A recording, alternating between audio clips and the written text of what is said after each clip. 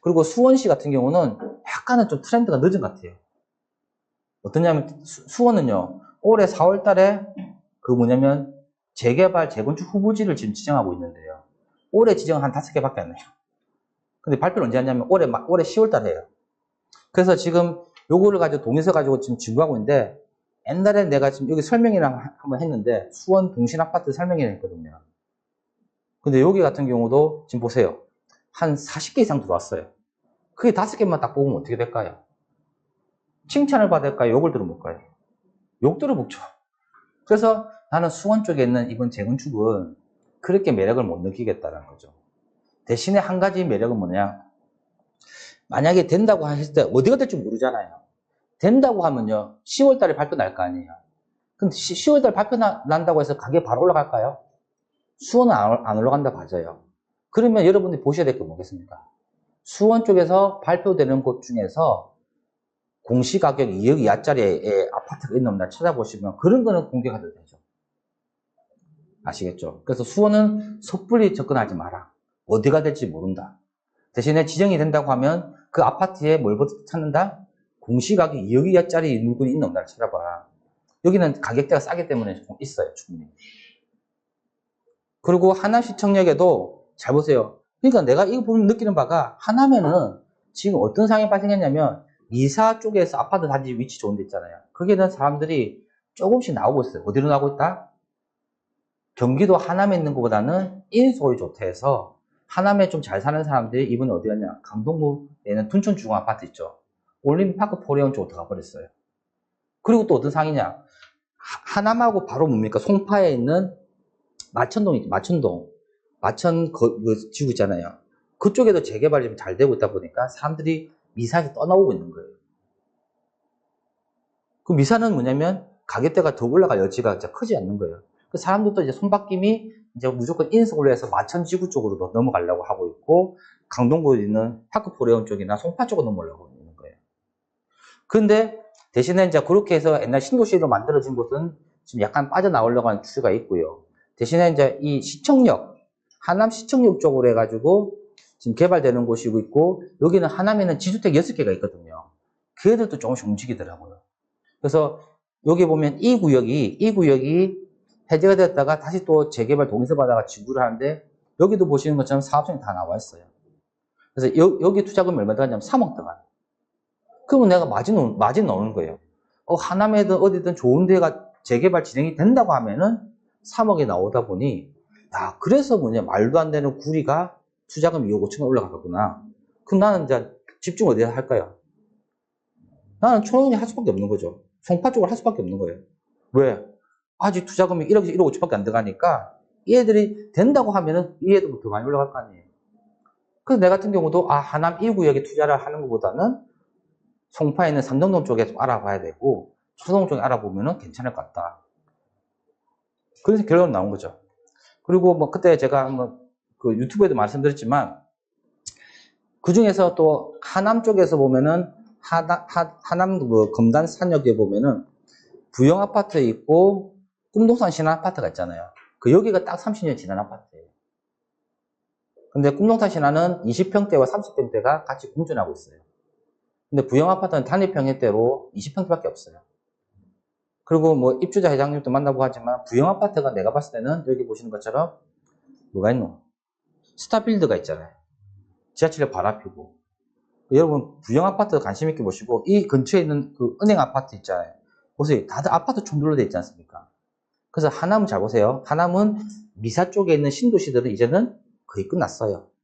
그애들은 빠져나오려는 추이예요. 그리고 아까 하남 시청역 쪽 있죠. 그쪽 위치가 좋거든요. 근데 개발하고 지주택가 혼용돼 있다 보니까 약간은 가격부터 올라가는 느낌이 있어요. 근데 이번에는 시대가 어떤 시대다? 재건축의 시대다. 딱 30년 지난 아파트고 꿈동산 신한 아파트가 하남 시장님이 살고 있는 아파트예요. 그래서 여기 우리한테 와서 설계까지 그려달라고 다 얘기해서 설계가 다 그려졌어요. 여기 같은 경우는 6월달부터 진행하려고 하는 곳이고, 잘 보세요. 부영 아파트는 입주 회장님 만났는데 사업 진행할 의지가 약해요. 다 어떤 느낌이냐면 꿈동산 신안을 하는 거 보고 가겠다. 그럼 여러분 어디 가야 됩니까? 꿈동산 신안에 가서 좋은 물건 잡고 못 잡아도 부영 아파트가 되는 거예요.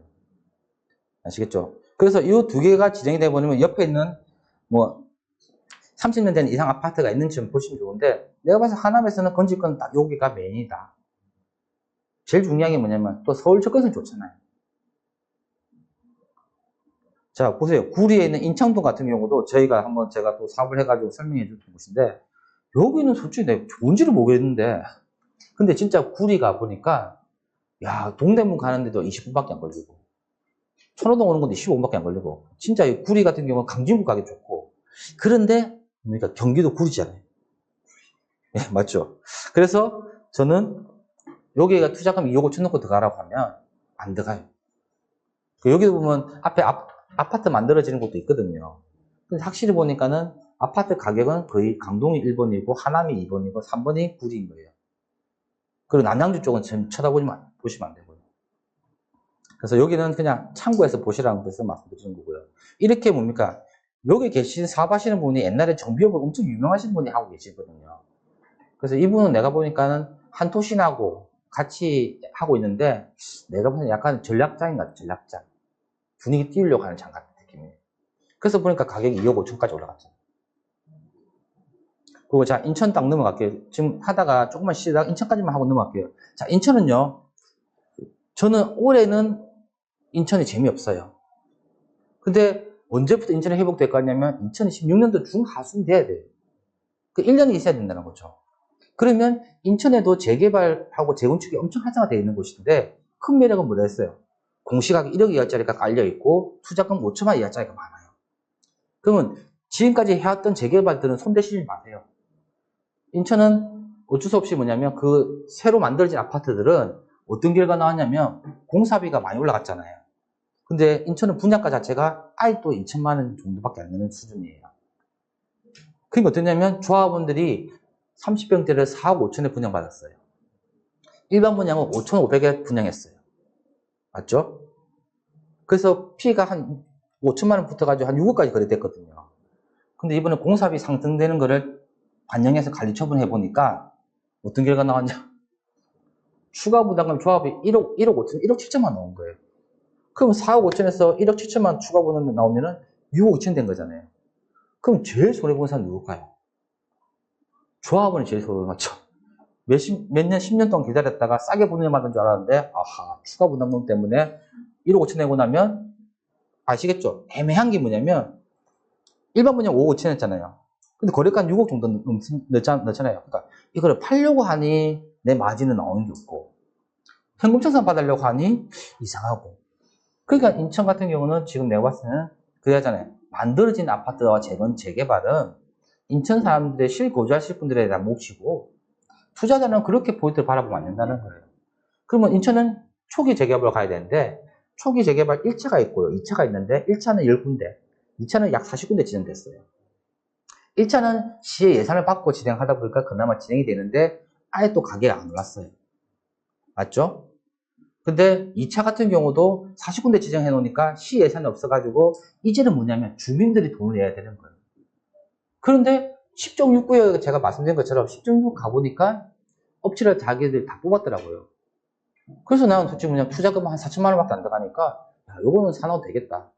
그래서 옛날에 저 사놓은 거라서 내가 봤을 때는 이 애들은 언제 팔 거냐. 인천은 출구 전략이 중요하거든요. 그러면은 내가 봤을 때는 2025년도는 어떻게든 가격이 안 올라가요. 2016년도 돼야지만이 즉 구역 지정 결정 보신다고 조합 설립되잖아요. 그럼 저는 뭐냐면 2027년도다. 그때는 매도하게 되면은 그때는 미분양들이 많이 소진되고 아파트 값도 좀 올라가 있을 거라 보기 때문에 저는 이제 그 부분이 매력이 있다 보고요. 더 큰 매력은 뭐냐? 아직까지 확정된 건 아니지만 부산시와 마찬가지로 노후계획도시 특별법 기본 계획이 내년 3월 달에 발표돼요. 그러면 나는 인천이 뭐냐면 내년 3월 달부터 가격이 조금씩 회복되겠구나. 그럼 난 2027년도에 팔면은 3천만 원, 4천만 원 넣고 솔직히 한 7천, 8천을 벌 수 있는 구조라서 수익적인 구조에서는 나쁘지 않다. 왜? 남동구가 투자금액 1억 2, 3천에서 1억 5천까지 들어가고 있는 상황이라서, 그러면 재개발만 진행된다고 하면 1억 5천 까지 갭이 벌어진다고 보면요. 4천짜리 갭이 1억 5천까지 간다고 보면 충분히 그 정도 수익이 나오겠다. 그럼 세금까지 떼고 나면은 오, 괜찮네. 그래서 법인 가지신 분들이 공시가격 1억 이하짜리 인천을 공략해보는 것도 나쁘지 않다. 그 대신에 정확한 출구 전략을 가지시고 너무 오래까지 가시면 안 돼요. 해보니까 인천은 딱 여기까지 가면 안 되고 여기까지 와야 돼요. 그래 빠져나와야지. 인천은 아무나 투자를 많이 하다 보니까 투자자들 사이에 경쟁이 일어나요. 그 물건의 가치가 떨어지는 수밖에 없는 구조이기 때문에 인천은 그렇게 접근하시면 좋을 것 같아요. 그래서 참고해라고 2023년도 1차 재개발 후보지하고요. 2차 재개발 후보지까지 다 넣었습니다. 자, 근데 보세요. 인천시 노후계획도시 정비기본계획은 내년 3월 달에 확정이 돼요. 그래서 거의 내가 봤을 때 만수주공 쪽 있죠. 만수주공 쪽이 거의 리드를 할 것 같고, 인지도가 높고 규모가 큰 데는 연수구 쪽이 좋고, 이 9월도 괜찮은데, 계양 쪽도 보면 서울특건시 좋거든요. 그래서 한번 요거는 참고해서 보시면 좋아요. 자, 참고를 한 개 보세요. 요것만 내가 딱 마칠게요. 지금 저한테 어제 아래 의뢰가 들어온 곳이 있어요. 자, 그래서 인천 투자하는 방법에 대해서 말씀드릴게요. 자, 일단은 인천 계양구에 있는 작전 현대 아파트 2-1과 2-2 아파트가 재건축하고자 나한테 의뢰가 들어왔어요. 자, 그 구역은 노후계획도시특별법에 해당되는 곳이라고 보시면 돼요. 근데 2-1은요, 기존 용적률이 210%예요. 아파트 층수는 좀 높겠죠.